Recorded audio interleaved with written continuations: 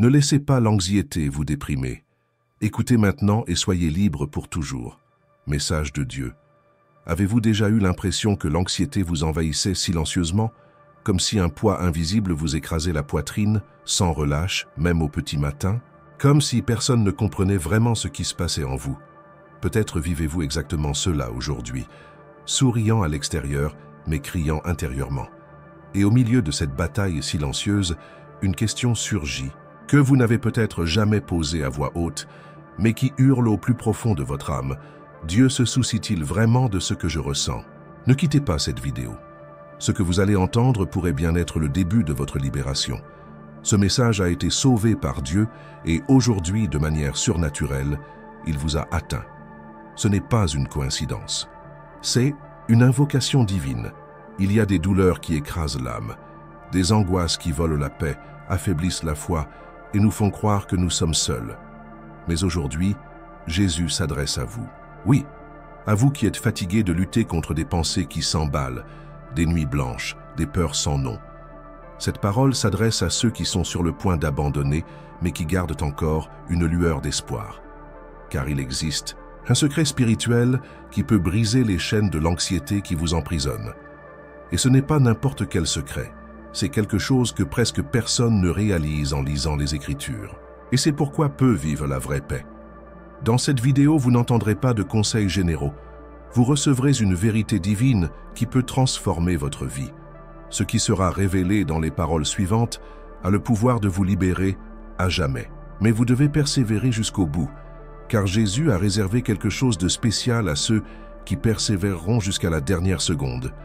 L'anxiété ne doit plus vous dominer. Vous êtes à un tournant. Un choix s'offre à vous, continuez à être esclave de ces souffrances intérieures, ou accepter la liberté que Jésus vous offre maintenant. Préparez-vous, respirez profondément. Ce que vous allez entendre est peut-être la clé que vous cherchez depuis des années. Vous avez été conduit ici pour une raison. Et tout commence maintenant. Si ce message initial résonne déjà en vous, ne l'ignorez pas. Aimez cette vidéo afin que cette parole puisse toucher d'autres personnes qui, comme vous, recherchent un soulagement profond et authentique. Vous pouvez être un instrument de Dieu pour guérir quelqu'un, simplement par un geste d'amour. Et, si ce message vous touche déjà, partagez-le publiquement dans les commentaires. Je n'accepte plus d'être l'otage de l'anxiété. Jésus est ma paix. Cette déclaration n'est pas seulement un commentaire, c'est une étape spirituelle. C'est votre foi qui s'élève au milieu de la douleur. Et si vous ne faites pas encore partie de cette communauté, abonnez-vous à la chaîne, car vous n'êtes pas seul ici. C'est un lieu de guérison, de réconfort et de réponse. Chaque semaine, de nouvelles paroles prophétiques, des messages de délivrance et des vérités spirituelles sont révélés à ceux qui recherchent davantage auprès de Dieu. Rejoignez-nous. Vous avez été appelés à vivre une expérience nouvelle. Ne laissez pas l'anxiété vous abattre à nouveau. Respirez profondément. Ouvrez votre cœur. Le Saint-Esprit veut vous parler, maintenant. Et soyez attentifs, car Jésus a révélé quelque chose de très important à propos de cette situation, quelque chose que personne ne vous avait dit auparavant.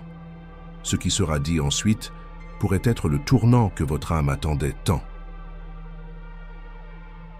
C'est comme si votre esprit ne savait pas comment se reposer.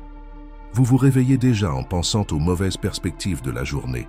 Chaque message sans réponse, chaque silence, chaque changement de ton suffit à déclencher une avalanche d'hypothèses catastrophiques. Vous essayez d'apaiser votre cœur, mais vos pensées ne s'arrêtent pas. Vous essayez de prier, mais votre esprit est comme une pièce pleine de voix hurlant simultanément. Peut-être que personne ne le sait, mais en vous, une guerre fait rage. Chaque jour. Et le plus désespéré, c'est que vous avez l'impression de perdre. Votre corps est présent, mais votre âme vit prisonnière de possibilités qui pourraient ne jamais se réaliser. L'anxiété a ce pouvoir de vous abattre intérieurement, même quand, extérieurement, tout semble normal. Mais il y a une histoire cachée dans les Écritures que peu de gens remarquent, une scène silencieuse, presque subtile, et c'est dans celle-ci que Jésus commence à nous apprendre comment échapper à cette prison invisible. Marthe était occupée. En apparence, elle faisait ce qu'il fallait, servir, organiser, prendre soin de la maison, désirant que tout soit parfait pour Jésus. Mais intérieurement, elle était agitée, inquiète, dépassée. Puis elle s'exclame « Seigneur, cela ne te fait-il rien que ma sœur me laisse seule pour servir ?» Luc 10,40. Marthe ne pouvait plus contrôler son agitation intérieure. Son esprit, tout comme le vôtre maintenant, essayait de tout gérer à la fois, s'attendant au pire à chaque instant. Et c'est à ce moment précis que Jésus dit quelque chose qui, si cela pénètre votre cœur aujourd'hui, pourrait tout changer. « Marthe, Marthe, tu t'inquiètes et tu t'agites pour beaucoup de choses. » Luc 10,41. Remarquez, Jésus non seulement reconnaît son anxiété, il la nomme, il la voit, il la comprend, et il lui propose une issue. Il poursuit, mais une seule chose est nécessaire. Marie a choisi la bonne part qui ne lui sera pas enlevée. L'esprit de Marthe n'était pas tranquille, car son cœur ne reposait pas en sa présence. Et voici le secret que peu de gens comprennent. La véritable paix ne vient pas de l'absence de tâches, mais de la présence de Jésus. L'anxiété qui vous accable, qui vous vole votre énergie, qui vous fait imaginer des tragédies inexistantes, ne perd son pouvoir que lorsque vous choisissez de vous arrêter et d'écouter. Marthe était occupée par l'extérieur, mais Marie était connectée à l'essentiel. Jésus ne la réprimande pas pour son travail, il la rappelle au centre, là où les pensées sont apaisées, où l'âme trouve le repos. Et cet endroit existe encore aujourd'hui. C'est un lieu spirituel auquel on accède non pas lorsque tout est résolu, mais lorsque l'on décide de croire que, même sans comprendre, Jésus est aux commandes. C'est pourquoi Philippiens 4, 6, 7 dit « Ne vous inquiétez de rien, mais en toute chose, faites connaître vos besoins à Dieu par des prières et des supplications, avec des actions de grâce. Et la paix de Dieu, qui surpasse toute intelligence, gardera vos cœurs et vos pensées en Jésus-Christ. » Il existe une paix qui protège l'esprit, mais elle ne s'explique pas, elle doit être vécue. Et pour la vivre, il faut choisir la bonne part. Il faut tout arrêter intérieurement pour écouter ce que Dieu dit en ce moment. Peut-être vous sentez-vous comme Marthe aujourd'hui. Vous essayez de tout résoudre, de plaire à tout le monde, de tout garder sous contrôle, mais votre âme est au bord de l'effondrement. Et voici une question spirituelle qui peut vous toucher profondément. Tout ce désespoir est-il vraiment un manque de foi? Ou est-ce simplement l'appel de votre cœur à retrouver Jésus au plus profond de votre esprit? L'anxiété n'a plus besoin de dominer vos journées. Vous n'avez plus besoin de vivre comme si le pire était certain. Il y a un choix à faire, et il commence en vous. Le choix de s'arrêter, de respirer et de s'abandonner. Choisir de faire confiance, choisir le bon côté. Jésus parle toujours, il est toujours présent. Il vous appelle toujours, comme il a appelé Marthe. Et si ce mot vous parle en ce moment, écrivez dans les commentaires, comme un acte de foi. Jésus garde mes pensées. Laissez cette phrase résonner comme une prière. Prononcez-le même si vos pensées sont chaotiques. Ce simple geste peut être le début d'une guérison que vous n'auriez jamais imaginé possible. Oui, même votre esprit peut être restauré par le contact de Dieu. Mais attendez, car il y a quelque chose d'encore plus profond que vous devez comprendre. Quelque chose que presque personne ne réalise à propos de la peur du lendemain. Et quand vous l'entendrez, tout prendra sens. Avez-vous déjà eu l'impression que demain était une menace? Comme si l'avenir vous attendait avec des pièges inéluctables. C'est cette peur qui commence silencieusement, mais qui grandit lentement, telle une ombre qui s'étend jusqu'à tout recouvrir. Vous essayez de planifier, de contrôler, d'anticiper, mais plus vous réfléchissez, plus vous vous sentez impuissant. Car au fond, la vérité est que vous n'avez aucun contrôle sur ce qui va arriver. Et c'est précisément ce sentiment de vulnérabilité qui alimente l'anxiété. Vous avez peur de perdre, vous avez peur d'échouer, vous avez peur que tout s'écroule. Et sans vous en rendre compte, votre foi est étouffée par la peur de ce qui n'est même pas encore arrivé. Mais un récit biblique montre que cette peur n'est pas nouvelle, et que Dieu a une réponse puissante à ce genre d'angoisse. Josué faisait face au plus grand défi de sa vie. Moïse était mort, et maintenant, il avait la responsabilité de conduire tout un peuple vers la terre promise. Une mission gigantesque et dangereuse, pleine d'ennemis et d'incertitudes. Imaginez le poids sur ses épaules. Imaginez la confusion dans son esprit. Il connaissait les promesses de Dieu, mais le scénario qui s'offrait à lui semblait trop intimidant. L'anxiété de ce qui allait suivre aurait pu le paralyser. Mais alors, au milieu de son insécurité, Dieu lui parla directement. « Ne crains, Rien et ne sois pas effrayé, car l'Éternel, ton Dieu, est avec toi dans tout ce que tu entreprendras. Josué 1, 9. Ces paroles n'étaient pas seulement un réconfort, c'était un appel spirituel. Dieu disait « Je sais que tu as peur, je sais que tu hésites, mais vas-y quand même, car tu n'es pas seul. » C'est là que beaucoup de gens font l'erreur. Ils pensent que le courage est l'absence de peur, mais ce n'est pas le cas. Le courage s'est avancé même en tremblant intérieurement. Josué a dû diriger, le cœur battant, le doute assaillant son esprit. Mais il n'a pas abandonné. Et c'est là toute la différence entre quelqu'un dominé par l'anxiété et quelqu'un guidé par la foi. L'anxieux se paralyse. L'homme de foi avance, même sans avoir toutes les réponses. Combien de fois avez-vous hésité à agir ignorant ce qui allait suivre? Combien de portes n'avez-vous pas ouvertes, plus préoccupé par les risques que par les possibilités? Combien de nuits avez-vous passé à vous demander « et si ?» Cette peur du lendemain serait-elle vraiment un manque de spiritualité ou le reflet d'un cœur qui n'a pas encore compris ce que signifie avoir une confiance totale? Avoir confiance, ce n'est pas être certain du résultat. Avoir confiance, c'est être certain de celui qui vous guide. Josué n'avait aucune garantie que tout serait facile, mais il avait la promesse que Dieu serait avec lui, et cela lui suffisait. C'est ce dont vous devez vous souvenir aujourd'hui. Demain n'est pas encore arrivé, mais le Dieu qui sera là est déjà avec vous. Et il ne change pas, il est fidèle, il tient ses promesses. L'anxiété face à l'avenir commence à s'estomper lorsque vous décidez de remettre chaque étape entre ses mains.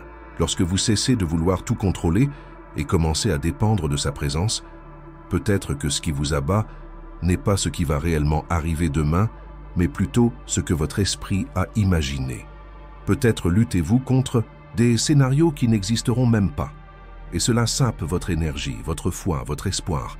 Mais Dieu vous appelle, en ce moment même, à faire comme Josué. Faire un pas, même si vous avez peur, même si vous doutez, même si vous n'avez pas de réponse. Car lorsque vous avancez confiant en Dieu, le sol apparaît. L'impossible plie, et l'anxiété n'a plus le même pouvoir sur vous.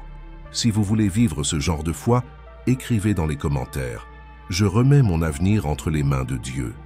Cette affirmation peut paraître simple, mais elle est spirituellement puissante. C'est une rupture avec l'angoisse. C'est un acte de courage face à l'invisible. Vous n'avez plus besoin d'être prisonnier des « et si ». Demain appartient à Dieu, et il prend soin de tout mieux que vous ne pourriez l'imaginer. Mais ne croyez pas que ce soit là le plus profond, car il y a quelque chose que presque personne ne réalise à propos de la sensation de perte de contrôle, et ce qui suit pourrait complètement changer votre façon de gérer l'anxiété. Préparez-vous. Ce que vous allez entendre pourrait vous ouvrir les yeux sur une vérité spirituelle qui était restée cachée jusqu'à présent. C'est désespérant d'avoir l'impression que tout autour de soi s'écroule et que l'on a tout simplement perdu le contrôle de sa vie. C'est comme être projeté dans une tempête sans prévenir. On essaie de rester calme, de respirer profondément, mais en soi, tout tourne, tout se resserre, tout coule. Avez-vous déjà eu l'impression d'être englouti par une force invisible que vous ne pouvez arrêter? C'est précisément là que réside le secret de l'anxiété. Elle vous déconcentre, vous éloigne de votre stabilité et vous fait croire que vous êtes seul dans une mer agitée. Mais Jésus a laissé un enseignement impressionnant, caché, dans une scène apparemment ordinaire. Et ce qu'il y révèle peut vous libérer dès maintenant. Pierre était dans la barque avec ses disciples lorsque Jésus apparut, marchant sur les eaux. Au milieu du vent violent et des vagues déchaînées, Pierre leva les yeux et dit « Seigneur, si c'est toi, ordonne-moi de venir à toi sur les eaux. » Matthieu 14, 28. Jésus répondit « Viens !» et Pierre sortit de la barque. Pendant un instant, il marcha sur les eaux. Quelque chose d'humainement impossible se produisit là, mais cela ne dura pas longtemps. Car bientôt, Pierre commença à remarquer le vent, les vagues, la menace qui l'entourait. Et lorsqu'il quitta Jésus des yeux, il coula, il perdit le contrôle, il désespéra. Il s'écria « Seigneur, sauve-moi !» Et à cet instant précis, Jésus tendit la main et le rattrapa. Mais alors Jésus posa une question qui résonne encore aujourd'hui pour ceux qui vivent dans l'angoisse. « Homme de peu de foi, pourquoi avez-vous douté ?» Matthieu 14, 31. Pierre n'a pas coulé à cause du vent. Ce n'était pas les vagues, c'était le doute. C'était son regard mal placé. Et cette histoire est le parfait portrait de l'anxiété. Tant que vous gardez les yeux fixés sur Jésus, vous pouvez faire des choses que vous n'auriez jamais imaginées. Mais si vous regardez trop le chaos qui vous entoure, les factures, les diagnostics, les conflits, les échecs, les nouvelles, vous coulerez. Car l'anxiété déforme votre perception. Elle vous fait croire que Dieu vous a abandonné au milieu de la tempête. Mais ce n'est pas le cas. Il est proche. Sa main est toujours tendue. Le miracle n'était pas que Pierre marche sur l'eau. Le miracle était que Jésus soit là. Le vrai miracle, c'est de savoir que même quand on perd le contrôle, il garde le contrôle de tout. Peut-être êtes-vous aujourd'hui comme Pierre. Vous avez commencé quelque chose avec foi, en croyant, et maintenant vous sombrez dans le doute. Votre esprit vous entraîne vers le désespoir. Vous essayez de maintenir votre posture, votre sourire, votre normalité, mais intérieurement, vous criez à l'aide. Et voici une question qu'il faut se poser. Cet effondrement émotionnel est-il vraiment le résultat d'une faiblesse spirituelle? Ou est-ce la conséquence d'un regard perdu au milieu de la tempête? Jésus ne vous condamne pas parce que vous avez peur. Il vous appelle à vous recentrer. Tournez vos yeux vers lui. Car tant que vous regardez vers le Sauveur, vous êtes soutenu. Mais quand vous regardez le paysage, vous sombrez. L'anxiété ne vous déprime pas seulement lorsque quelque chose de mal arrive. Elle vous déprime à cause de l'anticipation, de la peur et de pensées déformées. Et Jésus veut vous redonner la concentration aujourd'hui. Il veut vous apprendre à marcher sur l'eau, même au milieu des vagues. Mais cela n'arrive que lorsque votre esprit s'aligne avec le ciel. Lorsque vous décidez de faire davantage confiance à ce qu'il dit qu'à ce que vous ressentez. Si ce mot vous a parlé, écrivez dans les commentaires avec foi. Jésus, aide-moi à garder les yeux fixés sur toi. Ce n'est pas une simple phrase. C'est un cri, c'est un choix spirituel, c'est un retour à la surface. Vous avez peut-être même commencé cette vidéo en train de couler, mais Dieu vous a amené ici pour vous relever. Il ne vous laissera pas vous perdre dans cette mer. Et ce qui vient ensuite remettra en question tout ce que vous croyez des nuits d'angoisse. Une clé se cache dans les mots d'un homme qui a écrit ses plus grands cris de douleur dans l'obscurité. Et lorsque cette clé sera révélée, votre âme pourra enfin se reposer. Préparez votre cœur. Ce que vous allez entendre pourrait vous redonner la paix que l'anxiété vous a volée. Les nuits sont cruelles quand l'anxiété prend le dessus. Le corps s'allonge, mais l'âme ne trouve pas de repos. L'oreiller se fait complice de larmes silencieuses. Les pensées se bousculent, répétant les peurs, reconstituant des scènes, inventant des avenirs terribles. Le temps semble se figer dans l'obscurité, et le silence de l'aube devient une prison.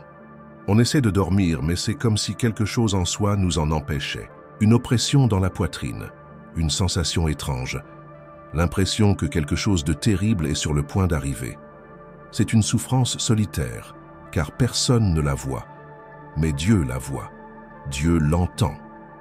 Et il y a une clé cachée dans les Écritures qui peut libérer votre esprit. Une clé écrite par un homme qui a connu la plus profonde angoisse en fuyant dans des grottes, l'âme en morceaux, David. Imaginez David, oint par Dieu, mais désormais traqué comme un criminel. Il se cache dans des grottes, cerné par la peur, trahi par des personnes en qui il avait confiance, sans savoir s'il verrait la lumière du jour. Dans le silence du petit matin, l'anxiété tentant de l'emporter, il écrit « Je me coucherai et je dormirai en paix, car toi, Seigneur, tu me donnes la sécurité pour demeurer. » Psaume 4, 8. Quel courage spirituel est-ce là? Quelle foi est-ce qui ose dire « en paix », même en pleine guerre? Le secret réside dans la dernière partie du verset. « Toi seul me donnes la sécurité pour demeurer ». Ce n'est pas se cacher qui apporte la sécurité. Ce n'est pas l'absence d'ennemis. C'est la présence de Dieu.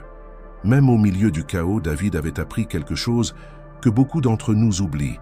La vraie paix n'est pas l'absence de problème, c'est la présence de Dieu.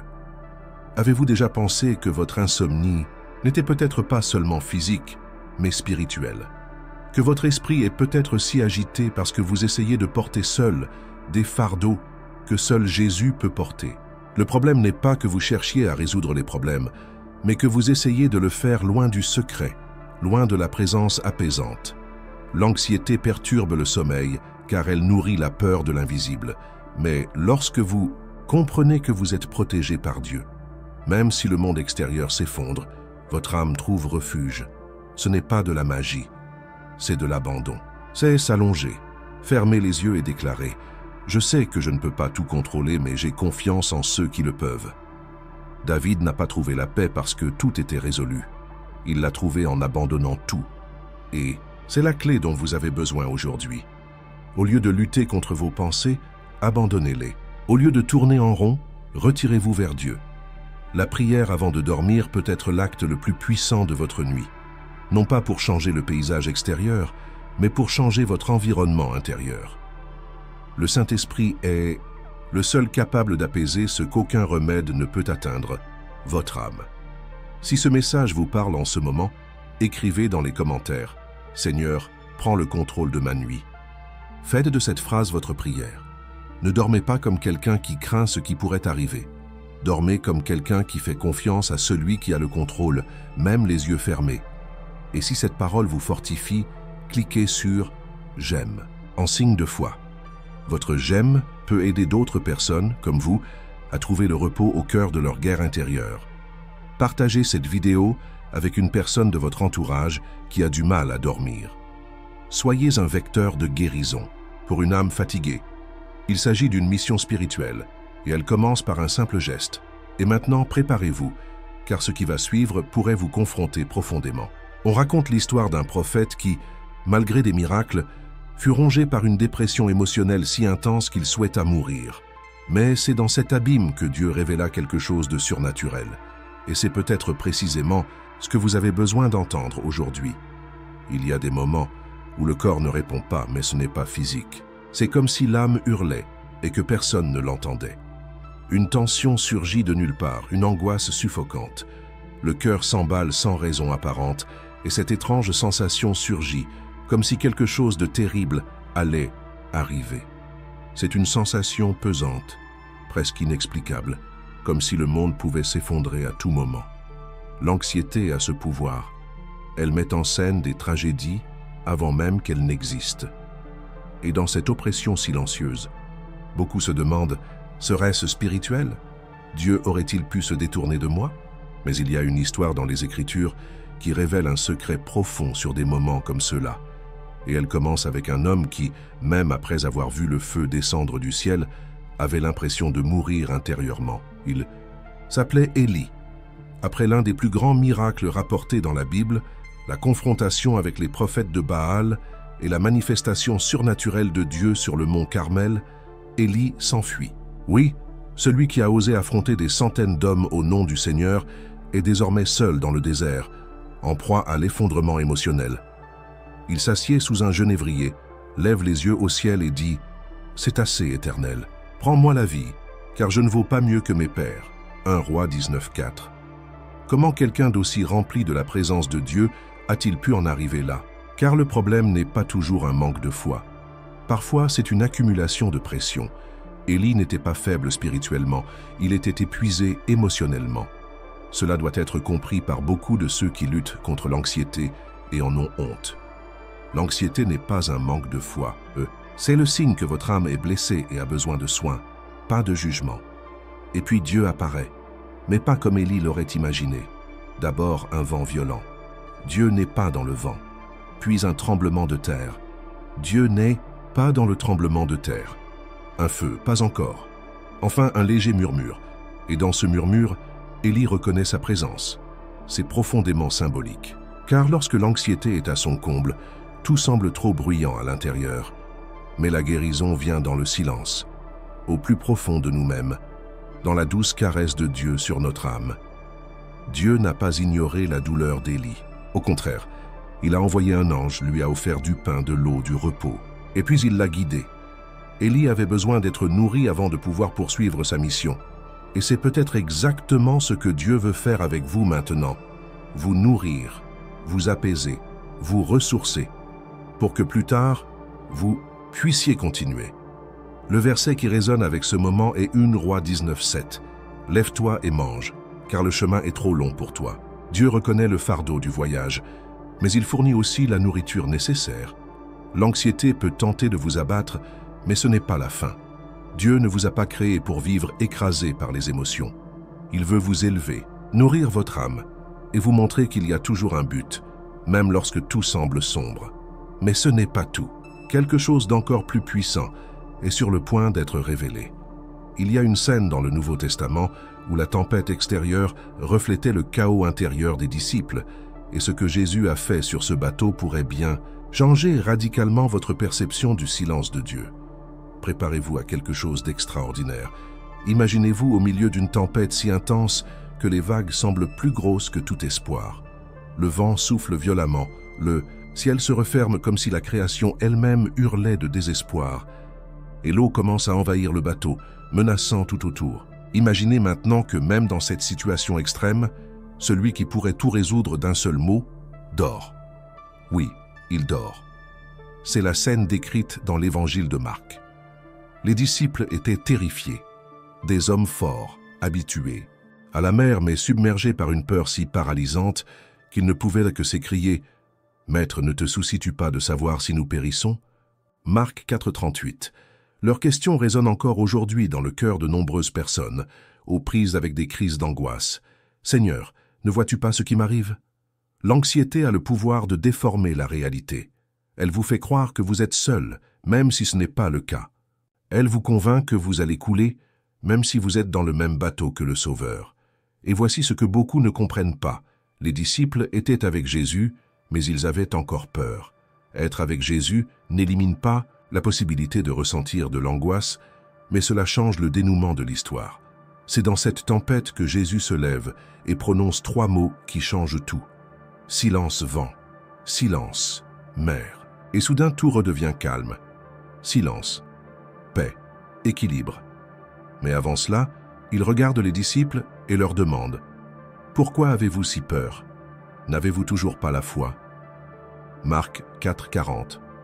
Ce n'était pas une réprimande accusatrice, c'était une invitation à la confiance. Jésus disait « Vous pouvez vous reposer même quand tout semble hors de contrôle, car je suis là. » Combien de fois avez-vous pensé que Dieu se taisait tandis que votre vie sombrait? Combien de fois vous êtes-vous retrouvé à remettre en question son amour, l'anxiété criant plus fort que la voix de la foi? Mais que diriez-vous si je vous disais que ce silence n'est pas un abandon, c'est une présence. C'est lui qui vous dit « Je suis aux commandes », même quand vous ne le sentez pas. L'anxiété tente de vous convaincre que vous êtes à la dérive, mais en réalité Jésus est aux commandes, même lorsqu'il semble endormi. Et qui plus est, il se lève au bon moment, non pas pour se prouver quelque chose, mais pour vous montrer que l'impossible s'incline devant sa voix. Le verset clé de cette histoire nous interpelle. « Maître, ne te soucies-tu pas de ce que nous périssons ?» Cette question, née du désespoir, révèle quelque chose de profond sur la nature humaine. Lorsque la peur nous envahit, nous commençons à douter de la nature de Dieu. Et peut-être êtes-vous dans cette situation en ce moment même, pensant que Dieu ne se soucie pas de votre douleur, mais lui si profondément qu'il a décidé de traverser la tempête avec vous. Il n'a pas envoyé d'ange, il n'a pas résolu le problème à distance. Il est dans le même bateau, l'affrontant avec vous, même en silence. Si ce message a parlé à votre cœur, commentez maintenant « Jésus calme ma tempête ». Ce n'est pas une simple phrase, c'est une prière, un abandon. La reconnaissance que vous ne pouvez plus lutter seul. Écrivez-la avec foi, comme pour dire « Je sais que le Seigneur est dans la barque, même quand tout semble s'écrouler ». Et voici le plus impressionnant de cette histoire. Le plus grand miracle ne fut pas l'apaisement de la mer, mais l'éveil de la foi au milieu de la peur. Car parfois, la libération de l'anxiété ne commence pas avec la fin de la tempête, mais avec la certitude que Jésus est là, et cela suffit à apaiser le cœur. Mais ce n'est pas tout. Il y a encore un homme qui a douté jusqu'à ce qu'il touche les plaies du Christ, et la façon dont Jésus a répondu à son insécurité peut briser le cycle de l'incrédulité qui alimente son anxiété. Ce qui vient ensuite peut transformer votre vie à jamais. Imaginez marcher aux côtés de Jésus, voir ses miracles, entendre sa voix, ressentir la touche de son amour d'une manière personnelle et indéniable. Imaginez maintenant le perdre brutalement, traumatisante et sanglante. Imaginez voir mourir sous vos yeux celui qui promettait la vie. C'est ce qui s'est passé avec Thomas. Il n'était pas là lorsque Jésus est apparu aux autres disciples. Et que fit Thomas? Il douta. Mais il ne douta pas par froideur spirituelle. Il douta parce qu'il était brisé, parce que son cœur était en morceaux, parce que peut-être, comme vous, l'angoisse de la perte, l'incertitude et la déception avaient étouffé sa foi jusqu'à son essence même. Le cri de Thomas n'était pas seulement une demande de preuve, c'était le cri de quelqu'un qui disait « Si c'est vrai, je dois le toucher, parce que je ne supporte pas de croire et d'être ensuite déchiré. » Combien de fois avez-vous ressenti cela? Prier mais ne rien ressentir. Chercher mais le cœur vide. Essayer de croire, mais être consumé par une douleur incessante. Quand l'anxiété s'empare de votre cœur, elle vous vole non seulement le sommeil, mais aussi la foi. Et ce n'est pas que vous ne voulez pas croire, c'est juste que c'est trop difficile. C'est comme si vous essayiez de prier dans un endroit étouffant, où votre voix ne porte pas au-dessus du plafond. Et puis vient la honte, la culpabilité, le sentiment que Dieu n'approche que les forts, les stables, les spirituellement résolus. Mais si je vous disais que c'est précisément dans les ruines de votre foi que Jésus décide d'apparaître, lorsque Jésus se présente enfin à Thomas, il ne vient pas en le réprimandant. Il vient avec miséricorde. Il ne dit pas « Comment as-tu pu douter ?» mais plutôt « La paix soit avec toi. Avance ton doigt ici et vois mes mains. » Jean 20, 26, 27. Quel genre de Dieu est-il, celui qui se laisse toucher par des mains souillées par le doute, juste pour restaurer un cœur brisé? Jésus savait ce dont Thomas avait besoin. Et si vous êtes spirituellement éloigné à cause de l'anxiété, sachez qu'il sait exactement ce dont vous avez besoin aussi. Ce n'est pas une condamnation, c'est des retrouvailles, c'est la paix. C'est la guérison de ce vide qui vous consume intérieurement. Il n'attend pas que vous alliez mieux pour vous rendre visite. Il vient au cœur de votre incrédulité et dit « Je suis là, touche-moi ». L'anxiété peut tenter d'anéantir la foi, mais elle n'est jamais assez forte pour empêcher l'amour de Jésus de vous atteindre. Il brise les murs de la peur, de la fatigue et de la distance émotionnelle et se présente pleinement à votre cœur brisé. Puis, il vous invite à croire. Non par obligation, mais par amour. Heureux ceux qui n'ont pas vu et qui ont cru. Jean 20, 29. Cette phrase n'est pas seulement une bénédiction pour ceux qui ont la foi ferme. C'est un appel pour vous qui avez une foi fragile, mais qui demeurez ferme. Même si vous doutez, vous entendez ce message. C'est déjà la foi sous forme d'espérance. Si vous voulez que Jésus ravive votre foi, commentez maintenant. Touche-moi, Seigneur. C'est plus qu'une simple phrase, c'est un abandon, c'est un aveu. Je ne veux plus vivre loin de ta présence. Malgré tous les doutes, malgré cette fatigue spirituelle, tu peux encore être touché. Jésus n'est pas dégoûté par ta fragilité. Au contraire, c'est dans ta fragilité qu'il se révèle le plus. Et si ce mot vous a touché, cliquez sur « J'aime » comme un acte de foi et partagez-le avec quelqu'un qui essaie également de croire à nouveau. Votre amour pourrait être le point de départ de la guérison pour une autre âme qui lutte contre le même combat que vous. Mais ce n'est pas tout. Il y a un homme qui a failli s'effondrer sous le poids d'une énorme responsabilité, et la façon dont Dieu a géré sa dépression pourrait bien être la clé pour vous libérer de cet épuisement qui vous ronge. Ce qui suit pourrait vous ouvrir les yeux sur quelque chose de surprenant. Moïse était au bord de l'effondrement, non pas physiquement, mais émotionnellement. L'anxiété ne lui a pas semblé un choc, mais plutôt un fardeau croissant. D'abord, il y avait les petites responsabilités. Aider ici, guider là, résoudre un problème ici et là. Ensuite, le poids de diriger des milliers de personnes, chacune avec une plainte, un besoin, une exigence. Dans le désert, Moïse est devenu le centre d'attention d'un peuple qui se plaignait de tout, qui remettait en question la présence de Dieu, qui reportait sur lui toutes ses frustrations. Et le plus dangereux, Moïse croyait qu'il était de sa responsabilité de tout porter seul. Combien de fois vous êtes-vous retrouvé dans cette situation, où la responsabilité pèse si lourd qu'on a l'impression de s'enfoncer dans des sables mouvants émotionnels, où tout dépend de soi et où l'on ne peut abandonner, car si l'on s'arrête, tout s'écroulera. La vérité est qu'il y a des fardeaux que nous ne sommes pas appelés à porter seuls. Mais l'anxiété nous donne l'impression qu'il est de notre devoir de tout gérer. Et cela rend l'âme malade, cela gâche nos journées, cela consume notre légèreté. Il en fut de même pour Moïse. Dans Exode 18, il écoute le conseil de Jéthro, son beau-père. « Ce que tu fais n'est pas bien. Tu t'épuiseras complètement. » Exode 18, 17, 18. Cette déclaration paraît simple, mais c'est un avertissement divin contre l'autosuffisance que tant d'entre nous portent comme un bouclier. Porter le monde sur nos épaules semble noble, mais spirituellement c'est un suicide émotionnel. Nous n'avons pas été créés pour être chargés, nous avons été appelés à faire confiance. Jésus l'a répété des siècles plus tard avec clarté et compassion. « Venez à moi, vous tous qui êtes fatigués et chargés, et je vous donnerai du repos. » Matthieu 11, 28. Peut-être vivez-vous aujourd'hui exactement cela, un fardeau insupportable, qu'il soit professionnel, familial ou émotionnel. Vous vous sentez peut-être le pilier de la maison, de l'entreprise, du ministère, de la vie de quelqu'un. Et la vérité, c'est que cela vous accable intérieurement. Votre esprit s'emballe, vos épaules sont tendues, vos nuits sont blanches. Vous priez, mais vous vous reprochez de ne pas trouver le repos. Vous entendez parler de faire confiance à Dieu, mais vous vous demandez « Comment pouvez-vous faire confiance si personne, d'autre ne fait sa part ?» Or, c'est précisément le piège, l'illusion d'être indispensable que tout dépend de vous. L'anxiété naît de là. Quand le cœur assume une responsabilité qui revient à Dieu, et tant que vous ne vous en êtes pas acquitté, la paix ne viendra jamais. C'est pourquoi cette parole doit vous confronter avec amour.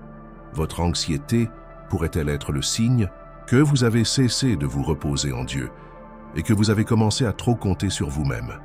Votre peur de lâcher prise pourrait-elle dissimuler votre orgueil à vouloir être tout pour tous? Jésus vous appelle maintenant, non pas pour vous corriger durement, mais pour apaiser véritablement votre âme.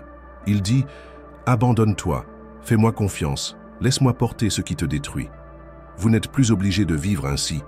Être accablé ne fait pas partie de votre identité. Vous avez été appelé à marcher léger, en paix, en vous appuyant sur les promesses de Dieu et non sur vos propres forces. Si ce message vous est parvenu, commentez maintenant. « Seigneur, je vous abandonne le fardeau. » Déclarez cela avec foi, car c'est dans cet acte d'abandon que naît la liberté. Ce n'est pas une faiblesse, c'est une sagesse, c'est une humilité spirituelle. C'est une foi véritable, celle qui repose, non celle qui lutte, mais ce n'est pas tout. Dans la Bible, il y a quelqu'un qui était complètement paralysé par la peur, malgré une parole directe de Dieu.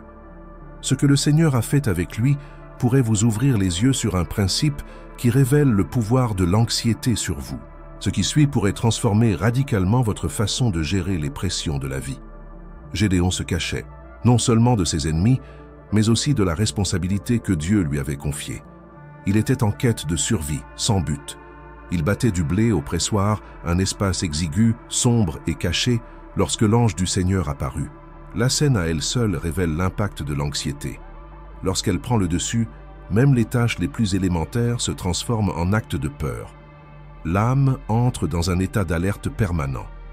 Gédéon vivait enchaîné à l'insécurité, coincé face à une vocation qui semblait trop grande pour un homme aussi ordinaire. Peut-être vivez-vous exactement cela, bloqué, paralysé, sentant qu'il y a quelque chose à faire, mais que vous ne pouvez tout simplement pas le faire. C'est comme si la vie était devant vous, mais que vos pieds étaient cloués au sol. Vous voulez agir, vous voulez réagir, vous voulez changer. Mais la peur de l'échec, le sentiment d'incapacité vous freine, et vous vous adaptez à une vie de survie, tandis que votre âme réclame la liberté. C'est dans ce scénario que Dieu intervient et prononce une phrase qui semble absurde. « L'Éternel est avec toi, vaillant homme. » Comment ça, vaillant? Gédéon se cachait, lâche. Mais Dieu ne te parle pas en fonction de ton moment. Il te parle en fonction de ton identité éternelle. Et il continue. « Va avec cette force qui est la tienne. Ne t'ai-je pas envoyé ?» Juge 6, 14. C'est comme si Dieu disait « Tu attends le courage pour commencer. » Mais le courage viendra en chemin si tu as confiance. C'est la clé pour briser le cycle de la paralysie. La foi n'est pas l'absence de peur. La foi est la décision de persévérer, même quand on tremble. Gédéon n'a pas été guéri de son anxiété avant d'agir. Il a agi même lorsqu'il était anxieux. Et c'est dans ce mouvement que la libération s'est produite. Dieu n'attend pas que tu sois totalement prêt émotionnellement pour commencer à vivre ce à quoi il t'a appelé. Il attend seulement que tu aies confiance, un pas, un oui, une réponse. L'anxiété qui vous empêche d'agir n'est pas seulement un problème émotionnel, elle est spirituelle. C'est une tentative de l'ennemi de bloquer votre destinée. Combien de promesses attendent-elles pour que vous vous décidiez à sortir de la caverne? Combien de bénédictions se trouvent de l'autre côté de votre peur? Vous pourriez dire, mais je ne me sens pas prêt. Gédéon non plus. Mais Dieu ne l'a pas appelé par préparation. Il l'a appelé dans un but précis. Et ce but est plus grand que votre anxiété, plus grand que votre insécurité, plus grand que vos excuses. Et voici une révélation puissante. Ne pas prendre de décision est déjà une décision. Rester immobile, attendre que la vie s'arrange, est aussi un choix. Le choix d'abandonner tout ce que Dieu a prévu pour vous. Aujourd'hui est donc un jour de confrontation avec l'amour. Continuerez-vous à vous cacher, à attendre de vous sentir prêt? Ou écouterez-vous la voix de Dieu et agirez-vous par la foi, même dans la peur? Si cette parole vous a parlé, commentez maintenant. Je me lève par la foi. Notez ceci comme un acte prophétique, comme une déclaration publique que vous en avez assez de vivre coincé, prisonnier de l'anxiété, et que vous marcherez, oui, vers ce que Dieu a, même si votre âme tremble. Et plus encore, si vous connaissez quelqu'un qui a besoin d'entendre cette vérité, partagez cette vidéo dès maintenant. Votre action peut changer le cours des choses. Et n'oubliez pas de laisser un « j'aime ». C'est aussi une graine de foi. Cliquez sur « j'aime » pour vous positionner. Mais ce n'est pas tout. Il existe une histoire où la douleur est restée cachée pendant des années. Personne ne le savait, personne ne la voyait. Mais un simple contact a tout changé. Et ce qui s'est passé à ce moment-là révèle un principe spirituel si puissant qu'il peut briser les cycles que vous portez en secret jusqu'à aujourd'hui. Ce qui vient ensuite vous fera voir votre douleur cachée sous un autre angle. Elle se cachait non seulement des autres, mais aussi de la douleur qui faisait déjà partie de sa routine. Pendant 12 ans, cette femme a saigné. 12 ans de honte, d'exclusion, de tentatives de guérison infructueuses. Et ce n'était pas seulement son corps qui saignait, c'était son âme. Chaque goutte qui coulait emportait avec elle son estime de soi engloutie, ses rêves de mère, d'être touchée, d'être acceptée. Son anxiété était silencieuse, mais constante. Car lorsqu'on souffre si longtemps, il arrive un moment où la peur de continuer à être malade se mêle à la peur de croire qu'un jour on ira mieux. Et ce mélange crée un blocage, un verrou, une sorte d'armure émotionnelle qui vous empêche même d'espérer. Ceux qui vivent dans le secret de leur douleur apprennent à sourire les yeux baissés. Ils apprennent à dire « ça va », comme un réflexe, même lorsque leur cœur crie à l'aide. Cette femme était ainsi, invisible aux yeux de la foule, mais profondément perçue par Jésus. Elle n'a pas crié à l'aide. Elle n'a pas prié longtemps. Elle a juste touché. Un toucher, mais un toucher de foi. Un geste simple mais désespéré. Et au milieu de la foule qui poussait Jésus de toutes parts, ce fut ce seul toucher qui fit s'arrêter le ciel. Jésus regarda autour de lui et demanda « Qui m'a touché ?» Les disciples étaient perplexes. Tout le monde le touchait. Mais ce toucher était différent parce qu'il ne venait pas de la main, il venait de l'âme. Il venait de quelqu'un qui avait tout perdu, mais qui croyait encore qu'un instant de contact avec la présence de Dieu pouvait transformer une vie entière. Marc 5, 34 rapporte les paroles qui ont tout changé. « Ma fille, ta foi t'a sauvée, va en paix et sois guérie de ton affliction. » Jésus n'a pas seulement guéri son corps, il a restauré son identité. Il l'a appelée sa fille. Il l'a libérée de la douleur physique, de l'humiliation publique, de l'angoisse intérieure. Et cela révèle une vérité puissante. Il y a une douleur que personne ne voit, mais que Jésus remarque. Il y a des souffrances que vous n'avez jamais eu le courage de verbaliser, mais aux yeux de Dieu, elles sont aussi évidentes que des cris. Avez-vous déjà ressenti cela? Suffoquer intérieurement, mais agir comme si tout était sous contrôle. La vérité, c'est que beaucoup d'entre nous sont devenus experts dans l'art de cacher leurs blessures. Et savez-vous quel est le problème? Une douleur cachée n'est pas une douleur guérie. Une douleur cachée est une douleur accumulée. Et plus vous faites semblant de ne pas la ressentir, plus elle vous consume de l'intérieur. C'est comme une fuite silencieuse. Petit à petit, elle détruit les structures émotionnelles, les relations, la foi, les dispositions, jusqu'au jour où vous vous effondrez. Mais et si aujourd'hui était le jour de votre contact? Et si maintenant, même sans un mot, vous décidiez d'étendre votre foi et de toucher le manteau? Jésus est accessible. La foule peut sembler vous bloquer, les obstacles peuvent être nombreux, mais aucun n'est plus grand que votre décision de ne plus vivre en cachant ce qui vous tue à petit feu. Si cette parole vous a touché, commentez. Maintenant, Jésus, je touche ton manteau. Écrivez ceci pour briser le silence de votre douleur, comme un cri de l'âme en quête de guérison. Et si vous connaissez quelqu'un qui a toujours le sourire aux lèvres, mais qui saigne intérieurement, partagez cette vidéo dès maintenant. Ce pourrait être le moment qu'il attend depuis des années. Et n'oubliez pas, le simple fait d'aimer pourrait être le pont que YouTube utilisera pour transmettre ce message à ceux qui sont à la limite de l'espoir. Aimer cette vidéo, c'est un acte de foi. Mais ce n'est pas tout. Il existe une obscurité invisible, une angoisse sans nom, sans forme, qui ronge lentement l'âme. Et il existe un homme qui a affronté cette ombre de front, sans comprendre, sans savoir pourquoi, mais avec une foi qui défie toute logique. Ce qu'il a vécu pourrait bien révéler une clé à ceux qui sentent que tout est noir en eux. Il était assis par terre, couvert de cendres, en silence. Tout ce qu'il aimait avait été arraché en un clin d'œil. Ses enfants étaient morts, ses biens détruits. Sa santé se détériorait de jour en jour. Mais ce n'était pas seulement son corps qui était en ruine, c'était son âme. Le sentiment d'abandon était accablant. Lui, un homme juste, fidèle et droit, était désormais plongé dans les ténèbres les plus profondes qui puissent exister, non pas celles du dehors, mais celles qui envahissent la poitrine et anéantissent l'espoir. Nombreux sont ceux qui connaissent ce sentiment. On essaie de prier, on essaie de faire confiance, mais tout semble sans vie. Quand l'âme se tait et que le cœur crie en silence, l'anxiété devient une ombre qui ne disparaît pas même en plein jour. Job ne comprenait pas la raison de sa douleur, et peut-être que vous non plus. Pourquoi suis-je ainsi? Pourquoi me sens-je vide, même si je crois? Ai-je perdu la foi? Dieu m'a-t-il abandonné? Mais il y a une chose que presque personne ne réalise dans l'histoire de Job. Il n'a jamais reçu d'explication logique de Dieu. Il n'a jamais appris ce qui se cache derrière les pensées spirituelles. Il n'a jamais entendu les dialogues entre Dieu et Satan. Tout ce qu'il a vu, c'est la perte, la souffrance et l'incompréhension. Et pourtant, même en l'absence totale de réponse, Job a dit « Même s'il me tue, je me confierai en lui ». Job 13,15. Ce verset n'est pas qu'une belle phrase, c'est une décision, un choix radical. Faire confiance au milieu du chaos, croire quand tout semble s'effondrer. S'attendre à Dieu même lorsqu'il semble silencieux. C'est là que beaucoup de gens trébuchent. Ils pensent que la présence de Dieu se mesure à ce qu'ils ressentent, et non à ce qu'ils croient. Mais la foi n'est pas une question de sentiment, c'est une question de décision. Combien de fois avez-vous regardé autour de vous en vous demandant « Où est Dieu ?» Peut-être traversez-vous une période où tout semble sombre en vous, une tristesse sans nom, une angoisse sans cause définie. Et le pire, c'est que personne ne comprend.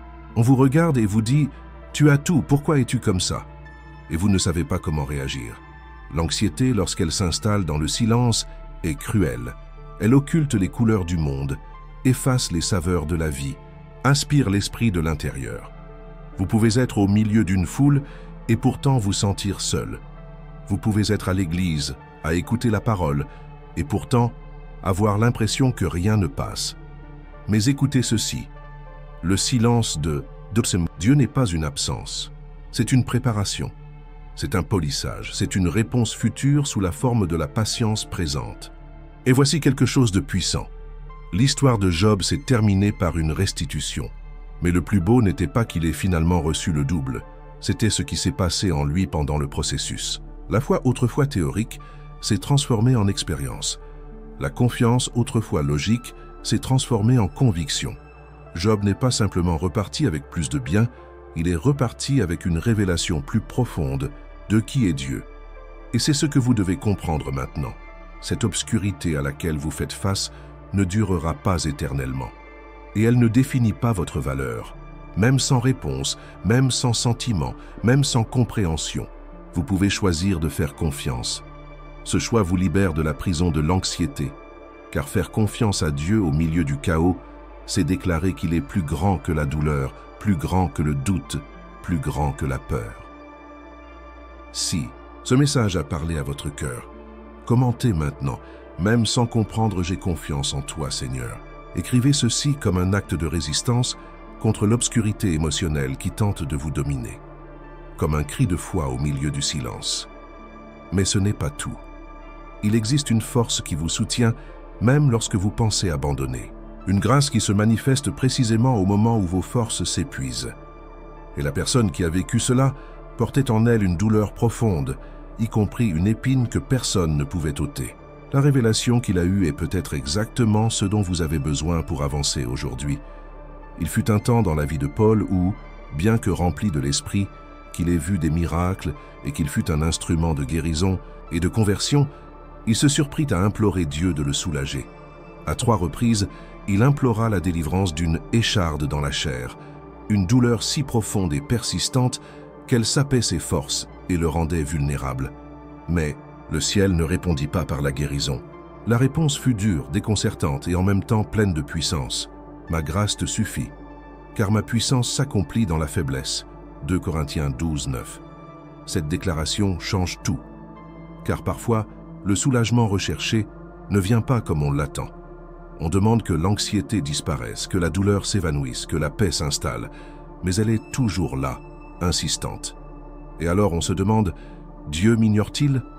M'aime-t-il moins? C'est là que la foi est mise à rude épreuve. Lorsque vous atteignez vos limites émotionnelles, lorsque vous sentez que vous n'avez plus la force de continuer, lorsque le désir d'abandonner l'emporte sur l'espoir, la grâce de Dieu vous confronte à une vérité. Ce n'est pas l'absence de souffrance qui vous fortifie, mais sa présence au cœur de la faiblesse. Paul n'a pas reçu ce qu'il désirait, mais ce dont il avait besoin, et cela l'a soutenu. La grâce de Dieu n'était pas seulement une idée pour Paul, c'était la force invisible qui le maintenait à flot, même au cœur de l'épuisement. Peut-être êtes-vous dans cette situation en ce moment. Vous avez l'impression d'avoir tout essayé, que votre foi est épuisée, que la pression est insupportable. Mais écoutez attentivement. La réponse de Dieu aujourd'hui est peut-être la même qu'à Paul. « Ma grâce te suffit ». Ce n'est pas du conformisme, c'est de la libération. Car lorsque vous comprenez que la suffisance de la grâce est plus grande que l'insuffisance de vos forces, vous cessez de lutter seul et commencez à vous reposer en Jésus. L'anxiété qui vous ronge commence à s'affaiblir lorsque vous comprenez que votre valeur ne réside pas dans vos performances, mais dans la fidélité de Dieu. Vous n'avez pas besoin d'être fort en permanence. Vous pouvez admettre aujourd'hui « je n'en peux plus », et même ainsi, ce ne sera pas la fin. Ce sera le début de quelque chose de nouveau, car lorsque vos forces s'épuisent, les siennes commencent. Il existe une fatigue que seule la grâce peut guérir. Un épuisement émotionnel qui ne peut être résolu par des techniques, des conseils ou des formules humaines. Et peut-être, juste peut-être, Dieu permet-il que ce moment vous conduise à un endroit plus profond, où vous reconnaissez que vous dépendez de lui et que tout ce dont vous avez besoin, c'est de sa présence. Non pas de solutions rapides, mais d'un véritable soutien. Si vous êtes dans cet état d'épuisement et avez besoin de cette force surnaturelle, écrivez dans les commentaires « Ta grâce me soutient, Seigneur ». Prononcez ceci comme un cri de foi au cœur de votre souffrance, comme un témoignage, même si vous ne comprenez pas tout. Cette déclaration peut être le début de votre restauration intérieure. Le monde veut que vous prouviez votre force en permanence, mais Dieu vous invite à vous appuyer sur lui précisément lorsque vous vous sentez le plus faible. Et voici ce que presque personne ne vous dit. Parfois, ce dont vous avez le plus besoin, ce n'est pas d'être guéri de la douleur, mais d'être transformé par elle. La douleur qui vous paralyse aujourd'hui est peut-être le fondement même sur lequel Dieu bâtira votre nouvelle foi, votre nouvelle vision, votre nouvelle histoire. Vous n'êtes pas seul dans ce voyage. Et si ce message vous a touché, n'hésitez pas à l'échanger. Partagez-le avec quelqu'un qui est également épuisé émotionnellement. Votre présence pourrait faire un miracle dans la vie de quelqu'un d'autre. Mais attendez, que se passe-t-il dans l'âme de quelqu'un qui prie en silence, même quand tout le monde pense que tout va bien? La réponse se trouve chez une femme, jugée incomprise, et pourtant entendue par le ciel. L'histoire suivante vous révélera le pouvoir d'une prière silencieuse qui brise les cieux. Au milieu de la foule, elle semblait n'être qu'une femme comme les autres. Sans couronne, sans titre, sans statut, juste une femme brisée intérieurement, lasse d'attendre et épuisée par la douleur de ne pas être comprise. Anne entra dans le temple les larmes aux yeux et le cœur brisé. Sa douleur était invisible mais immense. Elle ne cria pas, ne lutta pas, ne chercha pas de réconfort auprès des gens. Elle parla à Dieu dans le plus profond silence de son âme. Ses lèvres remuèrent, mais aucun mot ne fut entendu. Et pourtant, dans ce silence qui semblait vide, le ciel écoutait tout. 1 Samuel 1,13 dit « Mais elle parlait en son cœur ». Et c'est précisément là que commence la révolution de celle qui porte l'angoisse de ne pas être comprise. Combien de fois vous êtes-vous senti ainsi, entouré de gens, mais complètement seul à l'intérieur? Vous vouliez crier votre douleur, mais vous vous êtes retenu. Vous avez essayé d'expliquer, mais personne ne semblait vous écouter avec son cœur. L'anxiété silencieuse est une prison invisible. Vous souriez pour ne pas vous inquiéter. Vous agissez naturellement pour ne pas vous inquiéter, mais intérieurement, vous implosez. Et lorsque vous essayez de parler, vous êtes incompris. On vous dit que c'est une exagération, que c'est un manque de foi, que c'est un drame, et vous vous repliez encore plus sur vous-même, vous vous enfermez dans une carapace et vous essayez de vous convaincre que vous ne pouvez pas vous effondrer. Mais que diriez-vous si je vous disais que Dieu ne dépend pas de vos paroles audibles pour vous comprendre? Que le Seigneur, contrairement aux hommes, écoute ce que vous ne pouvez dire qu'en penser? Ce qui est arrivé à Anne n'était pas seulement un changement de circonstances, c'était la preuve que le ciel répond même au silence brisé par l'anxiété. La prière qui ne s'élève pas à haute voix, mais qui crie de l'intérieur, traverse l'éternité. Et le plus beau, Dieu, n'a pas seulement entendu Anne, il a honoré sa foi silencieuse. Il n'a pas été scandalisé par sa douleur, ni ne l'a rejetée parce qu'elle était intense. Au contraire, il l'a embrassée au milieu de l'incompréhension. Élie, le prêtre, la regarda et la crut ivre. Même là, dans la maison de Dieu, elle fut jugée par un homme qui devrait avoir du discernement. Cela fait mal, car parfois, même dans le milieu spirituel, on se sent déplacé. Mais c'est précisément dans ce lieu de jugement humain que Dieu a donné une réponse divine. Si vous portez cette douleur de ne pas être compris, si vous priez en silence et pensez que Dieu ne vous écoute pas, déclarez dans les commentaires, avec foi, « Seigneur, écoute mon cœur, voici votre prière aujourd'hui. Nul besoin de trouver les mots justes, ni de contrôler vos émotions. Il vous suffit de continuer à lui parler, même si personne ne vous comprend, car le Saint-Esprit intercède pour vous par des gémissements inexprimables. Il comprend ce que vous ne pouvez exprimer par des mots. Il traduit vos larmes, vos soupirs, votre lassitude. Dieu ne vous demande pas de vous surpasser, il vous demande de vous abandonner. Il ne veut pas que vous cachiez votre fragilité, il veut que vous vous abandonniez. Car lorsque vous vous abandonnez, il vous transforme. Et voici une vérité qui peut vous libérer de l'anxiété émotionnelle. Être incompris des hommes n'est pas un signe d'abandon de Dieu. Parfois, c'est précisément dans ces moments-là qu'il se rapproche.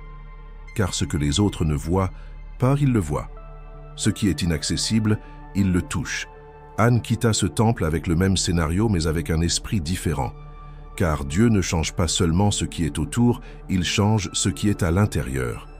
Et lorsqu'il change ce qui est à l'intérieur, tout commence à s'aligner. Le temps d'attente devint un temps de promesse. La honte devint honneur. Les larmes devinrent témoignages. Et le silence devint miracle. Mais ce n'est pas tout. Il existe une forme d'anxiété qui détruit non seulement l'être intérieur, mais aussi les relations les plus proches. Et lorsqu'elle prend le dessus, même le foyer perd sa paix. Ce qui suit vous montrera comment des émotions non résolues peuvent déchirer même des frères et sœurs, et comment Jésus guérit même les blessures familiales les plus anciennes. Caïn sentait quelque chose d'étrange grandir en lui, une irritation constante, une angoisse silencieuse, une contrariété qu'il ne pouvait nommer. Extérieurement, il continuait à accomplir ses tâches, à apporter son offrande et à poursuivre sa vie. Mais intérieurement, un trouble grandissait comme un incendie. Lorsque Dieu rejeta son offrande et accepta celle d'Abel, ce qui s'était déjà accumulé, en lui explosa. Mais voyez-vous, le problème ne venait pas de là. Le conflit avec son frère n'était que le débordement d'une âme déjà en ébullition. Et le plus impressionnant, c'est qu'avant même que Caïn ne commette une erreur, Dieu l'avait déjà averti. « Si tu agis bien, ne seras-tu pas agréé? Mais si tu agis mal, le péché se tapit à la porte. Il te convoite, mais tu dois dominer sur lui. » Genèse 4:7. Ce que cette parole nous montre, c'est qu'il y a des moments où l'anxiété intérieure, le trouble émotionnel, la colère refoulée et la peur non apaisée se transforment en destruction. Et ceux qui nous sont proches en paient le prix. Peut-être vivez-vous la même chose. Les journées sont difficiles, le stress au travail s'accumule, les pressions internes sont incessantes. Et puis, sans même vous en rendre compte, votre foyer se transforme en champ de bataille. Le moindre mot peut déclencher une dispute. Les enfants sont irrités, votre conjoint est distant, et vous ne savez plus comment respirer en paix chez vous. Ce n'est pas que vous vouliez blesser, mais vous-même êtes blessé. Et lorsque votre âme est en guerre, personne autour de vous n'en sort indemne. L'anxiété vous prive de patience, d'équilibre et de tendresse. Et quand vous vous en rendez compte, vous avez déjà dit des choses que vous ne pensiez pas, vous avez déjà élevé la voix, vous avez déjà alimenté un climat de tension constante. Et tout cela fait mal. Ça fait mal parce que vous savez que vous vous éloignez de ceux que vous aimez, mais vous ne savez pas comment vous arrêter. La réponse de Jésus à cette douleur silencieuse mais destructrice s'accompagne d'une promesse. Heureux les artisans de paix, car ils seront appelés fils de Dieu. Matthieu 5,9. Il ne s'agit pas seulement d'éviter les conflits, mais de guérir les sources internes qui causent le chaos extérieur. Il s'agit de reconnaître que l'anxiété, si elle n'est pas traitée, peut saper les liens que Dieu vous a confiés. Il s'agit de choisir d'être un vecteur de réconciliation, même lorsque tout en vous crie à la défensive, au blâme et à l'orgueil. Et voici le miracle. Lorsque vous vous abandonnez au Saint-Esprit et lui demandez la maîtrise de soi, il agit. Il transforme votre réponse. Il vous rappelle que vous n'avez pas besoin de gagner une dispute, mais de protéger une alliance. Que vous n'avez pas besoin d'avoir raison, mais que vous avez besoin de paix. Si ce mot a touché quelque chose en vous, écrivez avec foi dans les commentaires. Seigneur, transforme ma maison en un lieu de paix. Dites ceci non pas comme une phrase, mais comme un appel à la guérison. Car Dieu veut restaurer votre famille, mais il doit d'abord vous restaurer. Et lorsqu'il trouve un cœur brisé prêt à changer, il remue ciel et terre pour apporter la réconciliation. Le foyer actuellement en conflit peut devenir le lieu où sa gloire se manifestera. Mais la transformation commence en vous, par votre abandon, par votre choix de ne plus nourrir l'anxiété qui cause la destruction. Et voici ce que presque personne ne vous dit. Souvent, le plus grand saboteur de la paix familiale est un passé non guéri. Oui, ce que vous avez vécu à l'époque et qui n'a jamais été surmonté résonne encore dans vos paroles, vos réactions, vos peurs. Ce qui suit vous montrera comment un passé non résolu peut emprisonner le présent et comment Jésus peut libérer votre âme pour que vous puissiez enfin vivre à nouveau libre. Saul respirait menaces, haine et persécution. Il croyait faire le bon choix. Il était convaincu, zélé, respecté par beaucoup, craint par d'autres. Mais au fond, il y avait quelque chose dont il n'avait pas conscience, un abîme qui grandissait à chaque pas qu'il faisait vers la destruction. Lorsque la lumière de Jésus le renversa sur la route de Damas, il tomba avec son corps. Mais ce qui s'effondra réellement, c'est le château qu'il avait construit pour cacher sa culpabilité, sa douleur et son passé. Saul, Saul, pourquoi me persécutes-tu? Acte 9, 4. Cette question ne concernait pas seulement les chrétiens qu'il traquait, elle concernait son propre cœur. Elle concernait le poids du passé, la douleur non résolue, l'identité qu'il s'était construite pour tenter d'échapper à la honte, de ne pas être à la hauteur. L'anxiété qui naît de la culpabilité est une prison silencieuse. Elle se déguise en productivité, en exigence personnelle, en religiosité. Mais au fond, ce n'est que la peur de ne pas être pardonné. Combien de fois avez-vous essayé de réparer vos erreurs par de bonnes actions? Combien de fois avez-vous regardé en arrière et vous êtes-vous condamné d'avoir laissé partir quelqu'un, de ne pas avoir agi différemment, d'avoir dit quelque chose que vous ne pouvez plus effacer? Et le plus angoissant, c'est quand, même en essayant de tout recommencer, les souvenirs de ce qui s'est passé vous reviennent comme des flèches, vous faisant croire que vous ne serez jamais vraiment libre. C'est alors que l'anxiété prend de l'ampleur, car le passé devient un fantôme qui vous visite la nuit, et chaque erreur passée devient une accusation qui vous empêche de vivre le présent avec aisance. Vous essayez de sourire, vous essayez d'aller de l'avant, mais en vous, une voix vous dit toujours « Tu ne mérites pas d'être heureux, tu n'es pas assez bien, Dieu ne peut pas utiliser quelqu'un comme toi. » Et cela ronge l'âme comme la rouille. Mais le message de Jésus est un décret de liberté pour votre vie. Si quelqu'un est en Christ, il est une nouvelle créature. Les choses anciennes sont passées. Voici, toutes choses sont devenues nouvelles. 2 Corinthiens 5, 17. Le passé peut vous rappeler d'où vous venez, mais il n'a aucun pouvoir sur votre destinée. En Christ, même vos plus grandes erreurs peuvent se transformer en témoignages de grâce. L'anxiété qui vous lie aujourd'hui à ce qui s'est passé se dissipe lorsque vous regardez la croix et comprenez qu'en elle, tout fardeau a été enlevé. Il n'y a pas de condamnation pour ceux qui sont en Jésus. Ce que l'ennemi essaie d'utiliser pour vous paralyser, Dieu l'utilise comme tremplin pour son dessein. Il en fut de même pour Saul, devenu Paul, l'apôtre de la grâce. Et il peut en être de même pour vous. Si vous voulez vivre cette transformation, écrivez dans les commentaires avec foi. Mon passé ne définit pas mon avenir. Déclarez-le haut et fort si nécessaire. Affrontez cette anxiété en sachant que la vérité de Dieu est plus grande que toute accusation de l'ennemi. Vous n'êtes plus prisonnier de votre ancienne version de vous-même. Jésus vous appelle, par votre nom, vous élève et insuffle un nouveau destin à votre vie. Peu importe ce que disent les autres ou ce que votre esprit culpabilise, ce qui compte, c'est ce que Dieu dit. Et il dit, « Je fais toutes choses nouvelles. » Et voici une vérité que personne n'a peut-être eu le courage de vous dire. Vivre guéri du passé exige d'accepter de se libérer de la culpabilité, même si l'on pense la mériter. Mais ce n'est pas tout. Il y a quelque chose d'encore plus profond qui doit être révélé. Le silence de Dieu, qui ressemble si souvent à un rejet, peut en réalité être le terreau où germe la promesse.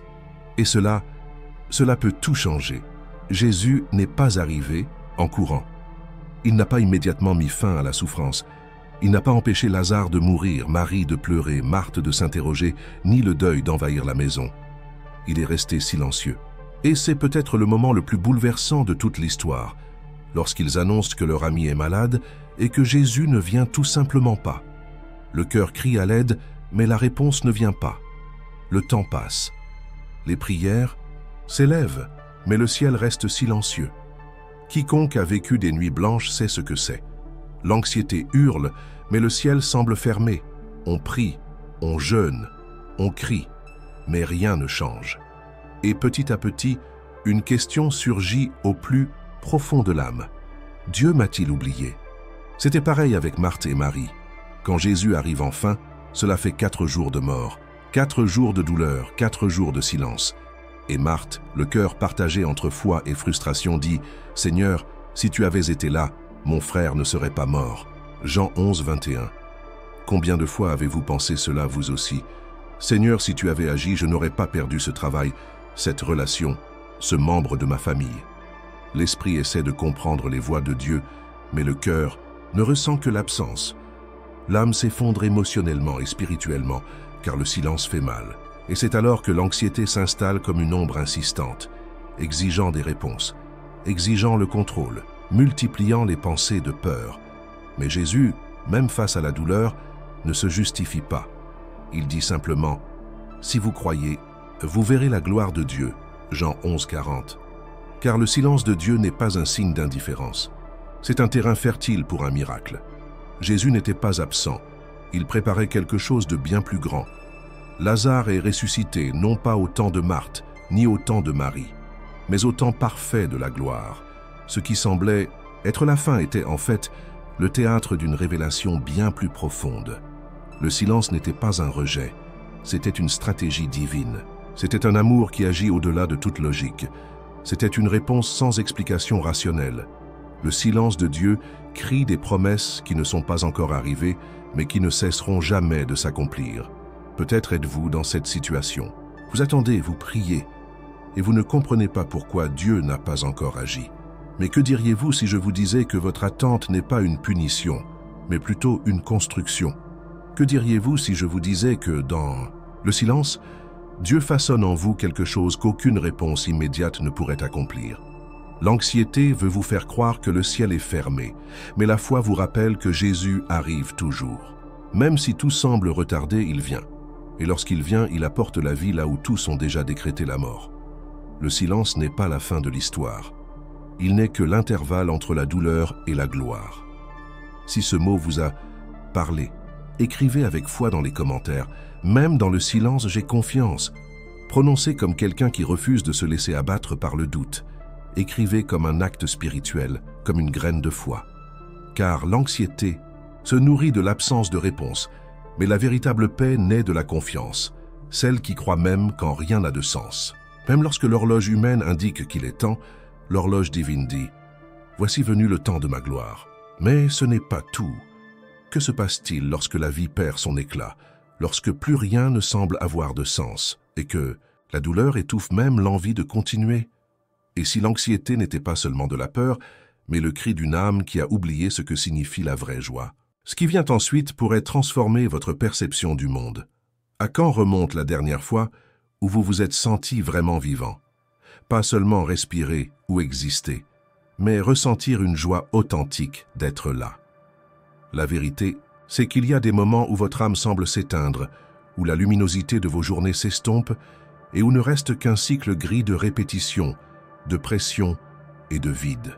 Vous vous réveillez, remplissez vos obligations, souriez extérieurement, mais intérieurement quelque chose cloche. Ce n'est pas de la paresse, ce n'est pas un drame. C'est comme si un lourd nuage s'était installé sur votre cœur. Vous, est-il déjà arrivé de regarder la vie en vous demandant « Est-ce tout ce qu'elle était censée être ?» Lorsque l'anxiété vous ôte votre joie de vivre, elle ne crie pas. Elle murmure lentement, jusqu'à ce que ce qui vous rendait heureux ne suscite plus aucune émotion. C'était exactement la douleur silencieuse que Salomon exprimait dans le livre de l'Ecclésiaste. Il était le roi le plus sage, le plus riche et le plus influent de sa génération. Il possédait des palais, de l'or, des serviteurs, des banquets, et pourtant, il déclarait « Vanité des vanités, tout est vanité ». Il possédait tout, ce que le monde pouvait offrir, mais il avait perdu le centre qui donnait un sens à son existence. Son cœur était plein, mais insatisfait. Son esprit était rempli de connaissances, mais son âme était vide. Et au milieu de cette confession angoissée, il nous donne une révélation qui traverse les siècles. Il y a un temps pour tout, et un temps pour toute chose sous les cieux. Ecclésiaste 3:1. Autrement dit, même le vide a un temps, même la douleur a un cycle. Aucune saison ne dure éternellement. Traversez-vous un de ces hivers émotionnels, quand tout semble perdre sa couleur, quand les prières deviennent mécaniques et que même les bons moments semblent ne plus vous atteindre? Cela ne vous rend pas moins croyant, cela vous rend humain. De plus, cela vous place précisément là où Dieu commence à œuvrer plus profondément. Car lorsque la vie perd sa saveur, c'est là que Jésus vient, véritable pain. Lorsque l'âme perd son éclat, c'est là qu'il insuffle une vie nouvelle. Dieu ne se contente pas de nous libérer de la douleur, il la transforme en terre fertile, pour de nouveaux commencements. Et lorsque vous pensez que rien d'autre ne peut pousser, il sème l'espoir dans la terre aride. Avez-vous déjà pensé que ce manque de plaisir pourrait être le cri de votre esprit vers quelque chose d'éternel? Avez-vous déjà pensé que votre âme disait « Je ne peux plus survivre, j'ai besoin de vivre vraiment ». Eh bien, il y a une nouvelle qui peut tout changer dès maintenant. Jésus ne vous a pas appelé à vivre dans la peur, l'angoisse, avec ce poids invisible. Il vous a appelé à la vie, une vie en abondance. Mais pour cela, vous devrez peut-être faire un choix aujourd'hui. Cessez de vouloir tout contrôler et laissez-le écrire cette nouvelle saison dans votre cœur. Si ce message vous a parlé, déclarez avec foi dans les commentaires. Jésus redonne à mon cœur la joie de vivre. Commentez comme si vous brisiez le silence du vide. Écrivez comme un acte de foi qui défie le poids de l'apathie. Et si vous connaissez quelqu'un qui lutte contre ce burn-out silencieux, partagez cette vidéo avec lui. Elle pourrait bien être la bouée de sauvetage dont il a besoin aujourd'hui. Et cliquez sur « J'aime » si ce mot vous a touché. Que votre « J'aime » devienne un signe de vie nouvelle pour ceux qui sont dans le désespoir. Mais ce n'est pas tout. Et si votre douleur émotionnelle n'était pas seulement un symptôme, mais un chemin divin vers quelque chose qui est sur le point de se produire en vous?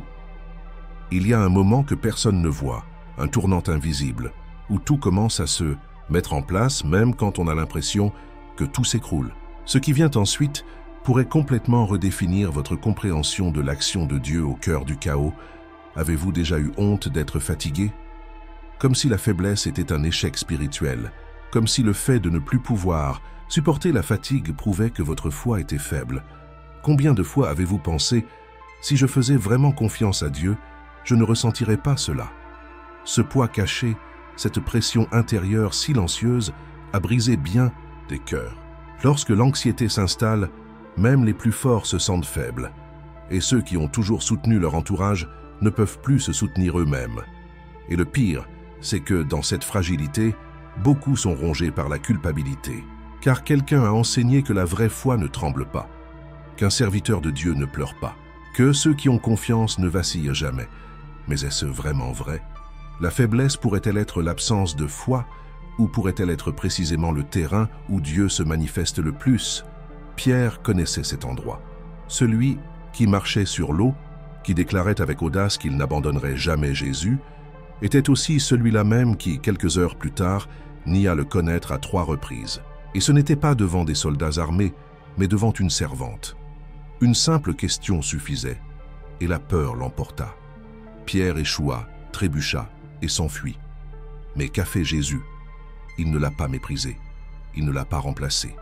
Au contraire, Jésus avait dit avant même la chute, « Mais j'ai prié pour toi afin que ta foi ne défaille pas. » Luc 22, 32. C'est extraordinaire. Jésus savait la faiblesse qui allait survenir, mais il a prié pour que malgré elle, sa foi ne soit pas ensevelie. Car la vraie foi n'est pas celle qui ne chancelle jamais, mais celle qui survit même après un tremblement de terre. Peut-être vivez-vous un moment comme celui-ci. Vous vous sentez faible, honteux de ne pas pouvoir garder le contrôle, de ne pas avoir le courage de prier et de lutter contre des pensées que vous n'osez même pas confier à personne. Mais laissez-moi vous dire quelque chose que vous n'avez peut-être jamais entendu clairement. Jésus ne vous abandonne pas dans votre faiblesse. Il vous soutient, il ne se scandalise pas de vos chutes, il se rapproche de vous. Et quand tout en vous crie « Je ne suis pas digne », sa voix murmure « Ma grâce te suffit ». Car ce n'est pas votre force qui vous maintient debout, mais son intercession. Maintenant réfléchissez. Combien de personnes connaissez-vous qui portent en elles cette même culpabilité silencieuse, qui sourient à l'Église, qui servent, mais qui, intérieurement, sont déchirés par la honte, pensant avoir échoué par faiblesse? Si cette parole vous a parlé, commentez maintenant. Jésus fortifie ma foi même dans ma faiblesse. Écrivez comme si vous déjouiez les accusations de l'ennemi, comme si vous choisissiez de recevoir l'étreinte d'un Dieu qui connaît votre structure et se souvient que vous êtes poussière, mais qui ne vous rejette jamais. Ne laissez pas l'anxiété transformer votre faiblesse en condamnation. Laissez-la être le lieu où la grâce se révèle avec encore plus de puissance. Mais que se passe-t-il lorsque, malgré prière, traitement et thérapie, rien ne semble fonctionner? Lorsque l'âme reste dans la même souffrance pendant des années, préparez-vous car l'instant suivant révélera quelque chose de profond. L'espoir et la transformation, quelque chose que peu de gens voient, mais qui peut ouvrir une nouvelle porte vers votre guérison intérieure. Combien de fois vous êtes-vous dit « J'ai tout essayé ». Vous avez essayé de changer vos habitudes, de suivre des thérapies, de jeûner, de prier, de demander conseil à vos amis et même de prendre des médicaments. Vous avez tout fait et pourtant, le vide demeure. La boule dans votre gorge ne veut pas se dissiper. Votre poitrine reste serrée. L'anxiété est toujours là comme une ombre qui persiste. Et puis, cette question amère surgit. N'y a-t-il aucune issue pour moi? C'est à ce moment-là que beaucoup abandonnent. Non pas parce qu'ils ne croient pas en Dieu, mais parce qu'ils se sentent oubliés par lui, comme si leurs prières avaient été archivées dans un coin du paradis. Et ce qui fait le plus mal, ce n'est pas la douleur elle-même, mais le silence, le temps qui passe, le fait que tout reste pareil. Dieu ne voit-il pas? Est-ce que ça ne lui importe pas? Jésus arrive à la piscine de Bethesda et trouve un homme étendu là depuis 38 ans. 38 ans à attendre. 38 ans à voir d'autres personnes guérir. 38 ans à entendre le même bruit. Celui de l'eau qui coule et de quelqu'un qu'on soulève. Sauf lui. Combien de fois cet homme a-t-il pensé à abandonner? Combien de nuits a-t-il dû pleurer en silence, persuadé que ce jour ne viendrait jamais? Et pourtant, il est resté là. L'attente est devenue son lieu de survie, jusqu'à l'apparition de Jésus. Et la question qu'il pose semble cruelle à première vue. Veux-tu être guéri? Jean 5,6. Comment? Bien sûr, mais Jésus ne fait pas preuve d'insensibilité. Il sort cet homme du rôle de spectateur de sa propre vie. Il lui redonne le choix, l'espoir, le pouvoir de dire « Oui, je veux toujours être guéri ». Car, avant de changer la situation, Jésus change de position. Il change de croyance. Il sauve la foi qui semblait enfouie sous tant de temps et de frustration. Avez-vous tout essayé? Peut-être. Mais avez-vous laissé Jésus être le centre de votre restauration? et pas seulement une nouvelle tentative, car lorsqu'il entre, ce n'est pas seulement le corps qui ressuscite, c'est l'âme qui prend un nouveau départ, l'esprit qui est renouvelé, le cœur qui recommence à vibrer d'espoir. Jésus n'a pas besoin du mouvement de l'eau, il est la source. Et aujourd'hui, il vous demande, veux-tu toujours être restauré? Le choix t'appartient. Même après tant d'années, il est toujours devant toi, prêt à ressusciter ce que personne d'autre n'a pu ressusciter. Si vous avez reçu ce mot en réponse, écrivez dans les commentaires « Oui Seigneur, je le veux ». Toujours. Ce n'est pas une simple phrase, c'est un acte de foi. C'est une déclaration publique selon laquelle, même après tout, vous croyez toujours au pouvoir de la parole qui guérit, libère et transforme. Et si ce message vous a touché, cliquez sur « J'aime » maintenant. Votre j'aime pourrait être l'outil que Dieu utilisera pour révéler cette vérité à quelqu'un qui a lui aussi tout essayé. Partagez cette vidéo avec un être cher. Peut-être attend-il une réponse depuis des années. Peut-être a-t-il renoncé à se battre. Et la seule chose qui lui manque, c'est d'entendre Jésus lui demander « Veux-tu encore ?» Le miracle peut commencer là, dans une question qui ravive la foi. Mais il y a une douleur encore plus profonde, quand tout le monde autour de vous vous félicite, vous dit que vous allez bien, que votre vie est merveilleuse, mais que vous, seuls savez ce qui se passe dans votre cœur. Et cette vérité que peu voient est sur le point d'être révélée par la lumière divine. Ce qui vient ensuite pourrait changer votre vie à jamais. Vous connaissez ce sourire forcé pour que personne ne remarque le chaos qui règne en vous? Ce rire entre amis, cette réponse « tout va bien », alors qu'en réalité, ça ne va pas. Du tout. C'est comme vivre avec un masque. À l'extérieur, tout semble aller bien, voire admirable. Mais à l'intérieur, votre cœur est fragmenté, épuisé, noyé dans une douleur invisible.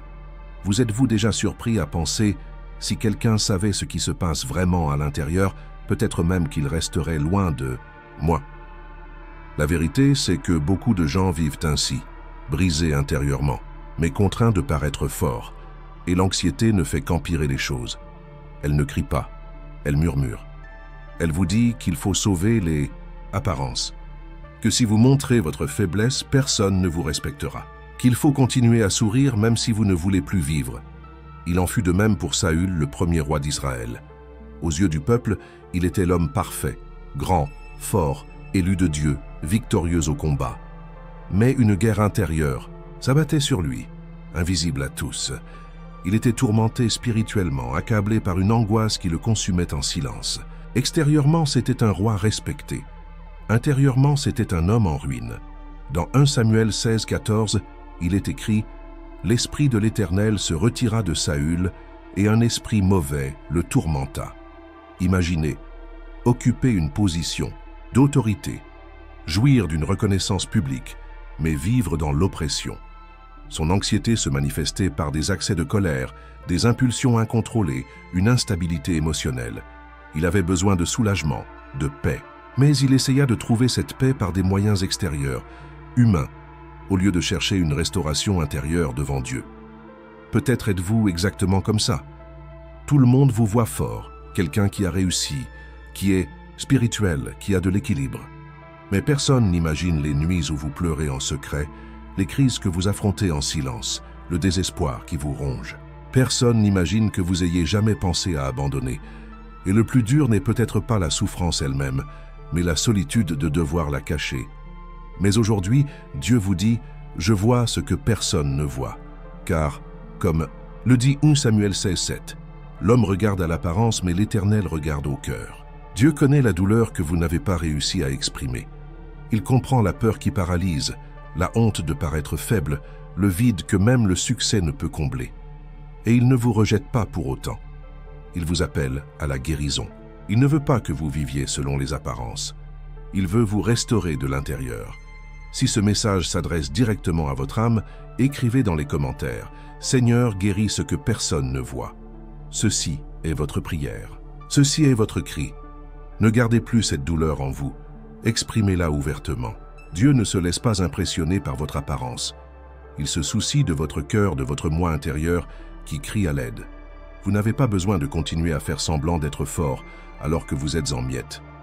Aujourd'hui est le jour où vous devez déchirer le voile des apparences et laissez Jésus entrer là où ça fait le plus mal. Et maintenant, respirez profondément. Car cette série de blocs s'arrête ici, mais l'action de Dieu dans votre vie ne fait que commencer. Que chaque mot de cette vidéo soit comme un baume sur votre âme et que la paix qui surpasse toute intelligence remplace le chaos qui est en vous. Dieu ne vous a pas appelé à vivre dans la guerre intérieure. Il vous a appelé à vivre dans la plénitude, la liberté et la vérité. L'anxiété n'aura pas le dernier mot. La douleur ne vous dominera plus. Vous avez été appelé à vivre dans la légèreté, la liberté et la restauration en Christ. Que cela soit votre réalité désormais. Que ce soit votre nouvelle saison.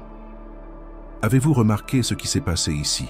Chaque mot, chaque histoire, chaque verset vous a été soigneusement versé comme un baume pour l'âme. Ce n'est pas un hasard si vous êtes arrivé jusqu'au bout de ce message. L'anxiété a tenté de vous abattre, de réduire votre foi au silence, d'éteindre la flamme de l'espoir en vous. Mais aujourd'hui, quelque chose a commencé à changer. Peut-être pour la première fois depuis longtemps, vous vous êtes senti entendu, compris, touché. Car cette parole n'a pas seulement touché votre esprit, elle est venue restaurer votre cœur. Dieu dit, « Je t'ai vu, j'ai toujours été avec toi, et maintenant, je te relève. » Tout ce que vous avez entendu jusqu'ici n'a été qu'une préparation à quelque chose d'encore plus grand, le début d'un nouveau cycle, où la douleur cède la place à la guérison et la peur à la confiance. Vous n'êtes plus seul dans ce combat intérieur. On vous a rappelé que Jésus non seulement comprend votre souffrance, mais qu'il vous accompagne dans sa traversée. Et maintenant, en cet instant même, je veux vous inviter à prier. Non pas une prière froide ou répétée, mais un cri sincère, un cri de l'âme lasse de faire semblant d'être forte. Êtes-vous prêt? Alors fermez les yeux, si vous le pouvez. Respirez profondément.